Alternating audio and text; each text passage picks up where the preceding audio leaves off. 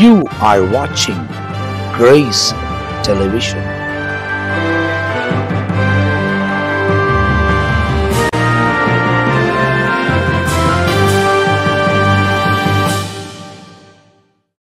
ஆண்டவரும் மறுமை இரட்சகருமாய் இருக்கிற இயேசு கிறிஸ்துவின் நாமத்தில் உங்கள் யாவருக்கும் அன்பின் வாழ்த்துக்களையும் ஸ்தோத்திரங்களையும் எடுக்கிறேன். இந்த நல்ல காலை நேரத்தில் மறுபடியுமாக இன்னொரு எபிசோடாகிய இயேசுவோடு பேசுவோம் என்ற நிகழ்ச்சியில் சந்திப்பதில் மிகுந்த மகிழ்ச்சி. ஆண்டவர் நம்மை ஆசீர்வதிக்கிறார், தேவனாக இருக்கிறார். ஆகையினால வேதத்தில் வாசிக்கிறோம், தேவன் நம்முடைய ஜெபங்களுக்கு பதில் தருகிறவர் என்று சொல்லி கர்த்தருடைய வசனத்தில் வாசிக்கிறோம். இதற்கு நல்ல முன் உதாரணம் யாருன்னா இயேசு சுவாமியே. அவர் ஜபத்தில் உறுதியாக இருந்தவர், பிதாவை நோக்கி அவர் ஜபிக்கிறவர். கெத்செமனே பூங்கால தேவன் ஜபித்தார் அப்படின்னு சொல்லி நம்ம வாசிக்கிறோம். ஆண்டவர் பாருங்க 40 நாள் ஆண்டவர் உபவாசம் பண்ணி ஜபித்தார் அப்படின்னு சொல்லி சொல்லப்படுகிறது. அவர் உபவாசித்து கொண்டிருந்தார். அப்போ தேவனோடு கூட இணைந்திருப்பார். உபவாசம் பண்ணியிருந்தார்ல, தேவனோடு கூட அவர் ஜபித்திருப்பார், இணைந்திருப்பார். கெத்செமனே பூங்கால நம்ம வாசிக்கிறோம், அவர் காட்டி கொடுப்பதற்கு முன்பதாக அவருடைய வேர்வை இரத்த துளியாய் சொட்டுற அளவுக்கு ஆண்டவர் ஜபம் பண்ணினார். தேவ தூதர்கள் இறங்கி அவர் என்ன பண்ணாங்க, பலப்படுத்தினார்கள்னு சொல்லி வேதத்தில் வாசிக்கிறோம். இப்படி ஜபத்திற்கு பல காரியங்கள், அநேகர் ஜபம் பண்ணினாங்க. வேதத்தில் அநேகர் ஜபம் பண்ணினா இதுக்கு பல உதாரணங்கள், மாடல்ஸ் ஆஃப் ப்ரேயர். தேவ சமூகத்தில் ஜபம் இல்லாதபடிக்கு ஒரு காரியத்தை நம்ம செயல்பட முடியாது. ஜபம் இல்லாதபடிக்கு ஒன்றுன்னு நம்ம ஜெயம் பெற முடியாது. ஜபம் இல்லாதபடிக்கு ஒன்றையும் நம்ம சாதிக்க முடியாது. ஆகையினால ஒரு மனுஷன், ஒரு விசுவாசி, ஒரு கிறிஸ்தவங்க அப்படின்ற சொல்லப்படுகிறவங்க வாழ்க்கையில் ஜபம் என்பது ரொம்ப முக்கியமான ஒரு காரியம். Prayer brings victory. ஜபம் வாழ்க்கையில் வெற்றியை கொண்டு வரும்.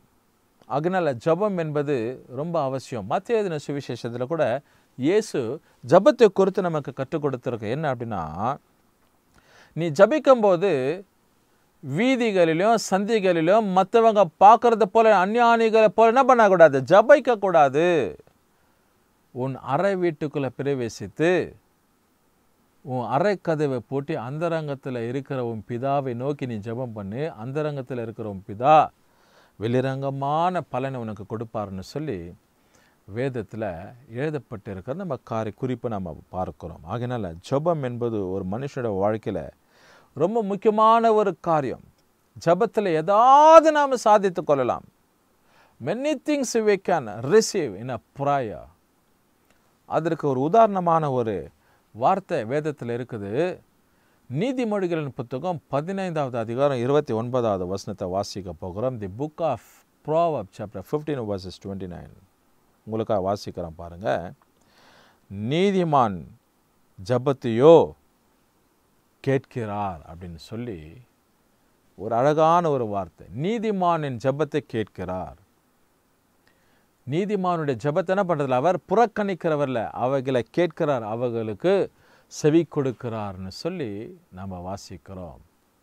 அருமையானவர்களே, அப்போ நீதிமானுக்கு எதிர்ப்பதம் எதுனா துன்மார்க்கமான செயல்கள். துன்மார்க்க காரியம், துன்மார்க்கமான செயல், தேவனுக்கு விரோதமான செயல், அநீதியான செயல். இப்போ இப்படிப்பட்டவனுடைய காரியங்களில் எப்படி இருக்கிறார் கர்த்தர்னா, துன்மார்க்கருக்கு கர்த்தர் தூரமாக இருக்கிறார்.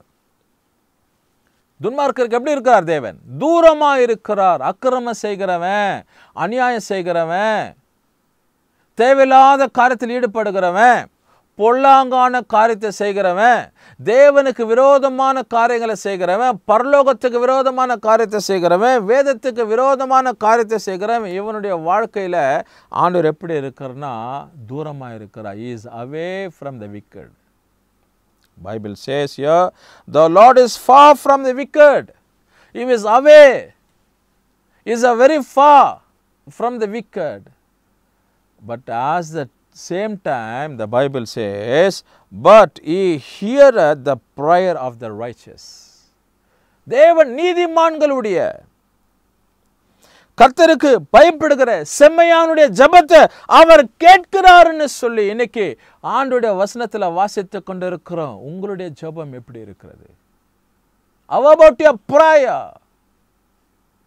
As you praying as a righteous pray, தேவன் நீதியில ஜெபிக்கிற மனுஷனை போல ஜெபிக்கிறீங்களா? இன்னைக்கு உலகம் பார்க்கிறதற்கான சந்திகளிலும் வீதிகளிலும் மற்றவங்க பார்க்கணும்னு சொல்லி கடமைக்காக ஜெபிக்கிறோமா?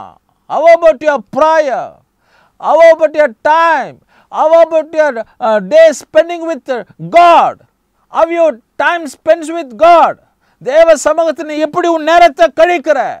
எனக்கு அருமையான தேவ ஜனமே, இன்றைக்கு கர்த்தர் நம்மிடத்துல எதிர்பார்க்கிற துன்மார்க்க செயல் இல்லை, நீதிமானுடைய செயல்களை. துன்மார்க்குடைய காரியத்தை அல்ல, நீதிமானுடைய செயல்களை கர்த்தர் விரும்புகிறார், கர்த்தர் எதிர்பார்க்கிறார். எனக்கு அருமையான தேவச்சனம் வசனத்தை கவனித்து கொண்டே இருக்கிற உங்க வாழ்க்கையில் யாரா இருக்கட்டும், சில இடத்துல பார்க்கும்போது பிள்ளைங்க தானே கர்த்தரை தேடுவாங்க. பெற்றோருங்க ஒரு புறத்தில் இருப்பாங்க, பெற்றோர்களுக்கும் கடவுளுக்கும் சம்பந்தமே இருக்காது. பெற்றோருங்க இன்னும் ஜென்ம காரியங்களில் இருப்பாங்க, பாவ சுபாவங்கள் தேவனுடைய அநீதியான காரியத்தில் இருப்பாங்க, தேவ பார்வைக்கு அநீதி செய்கிறவர்களாக இன்னும் அவங்க வழிபாடு அந்த காரியங்களே இருப்பாங்க. ஆனால் பிள்ளைங்க பாருங்க, யாரோ மூலியமா காலேஜில் பிள்ளைங்க ஸ்கூலில் படிக்கிற இன்ஸ்டிடியூஷன்ஸில் எஜுகேஷன் சொசைட்டியில் அவங்க கடவுளை தேடிக்கொண்டு ஆண்டவரை பிடிச்சு ஆண்டவருக்காக வாழ்வாங்க, பெற்றோர்களை எதிர்த்து வாழ்வாங்க. இப்படிப்பட்டவங்களை தான் கர்த்தர் நேசிக்கிறார், இப்படிப்பட்டவங்களை தான் ஆண்டவர் சொல்றாரு நீதிமான் என்று சொல்லி. தருணங்கள் இருந்த வாய்ப்பு இருந்தும் நல்ல ஆசீர்வாதமான காரியங்கள் இருந்த நல்ல கை கால்கள், நல்ல ஆரோக்கியம், நல்ல இருதயம், நல்ல எண்ணங்கள், நல்ல புத்தி தெளிவு எல்லாம் இருந்த தேவனை விட்டு தூரம் இருக்கிற துன்மார்க்கமான செயல்கள் மாறட்டும் இயேசுவின் நாமத்துல. இந்த காலை நேரத்தில் இந்த நிகழ்ச்சியை பார்க்கிற நீங்க எப்படி இருக்கிறீங்க? இன்னைக்கு ஆண்டவர் யாருடைய ஜெபத்தை தள்ளுகிறார், யாருடைய ஜெபம் கேட்கப்படுகிறது? கொஞ்சம் யோசித்து பாருங்க. பிரியமான தேவச்சனமே, தேவன் துன்மார்க்கருக்கு கர்த்தர் தூரமாக இருக்கிறார், நீதிமானின் ஜெபத்தையோ கர்த்தர் கேட்கிறார்னு சொல்லி எவ்வளோ ஒரு அழகான, எவ்வளோ ஒரு ஆசீர்வாதமான மகிழ்ச்சியான ஒரு வார்த்தை பாருங்க. இன்னைக்கு நீ நீதிமானாக இருப்பாயானால், நீ நீதி உள்ள பெண்ணாக இருப்பாயானால், நீதி உள்ள சகோதரனாக இருப்பாயானால், நீதி உள்ள ஸ்திரியாக இருப்பாயானால், நீதி உள்ளவர்களாக இருப்போமானால் தேவன் ஜெபத்திற்கு பதில் தருகிறவர். இன்றைக்கு தேவ சமூகத்தில் தாழ்த்தி என் ஜெபம் நீதி உள்ள ஜெபமாக இருக்காதா? ஆண்டவரே, பல உதாரணங்கள். கொர்நேலியு ஜெபம் பண்ணுகிறான். ஆண்டவர் எப்போது தேவனை நோக்கி ஜெபிக்கிறவனாக, ஆண்டவர் எசேக்கியா ஜெபத்தை கர்த்தர் அங்கீகரித்தீர். அப்படி போல நீதிமான்களுடைய ஜெபங்கள் கேட்கப்படட்டும். ஆண்டவர் என் ஜெபம் நீதிமானின் ஜெபமாக இருக்கட்டும், துன்மார்க்க செயல்கள் எனக்குள்ள வேண்டாம். இந்த சூழ்நிலைகளை சுபாவங்களை கர்த்தர் மாற்றிடுங்கப்பா என்று சொல்லி ஒப்பு கொடுப்போமா? நல்ல ஆண்டவரே, உம்மை நாங்கள் துதிக்கிறோம், ஸ்தோத்திரிக்கிறோம், கனப்படுத்துகிறோம், வாழ்த்துகிறோம், மகிமைப்படுத்துகிறோம். துன்மார்க்கருடைய செயல்களை கர்த்தர் தூரப்படுத்தி நீதிமான்களுடைய ஜெபத்திற்கு கர்த்தர் கவனிக்கிறவர் என்று சொல்லி வேதத்தில் வாசிக்கிறோம். பிள்ளைகள் எல்லாரும் நீர் ஆசீர்வதியும் உடைய கரத்தில் ஒப்பு கொடுக்கிறோம். இயேசு கிறிஸ்துவின் நாமத்தில் ஜெபிக்கிறோம் நல்ல பிதாவே, ஆமென். கர்த்தர் உங்களை ஆசீர்வதிப்பாராக.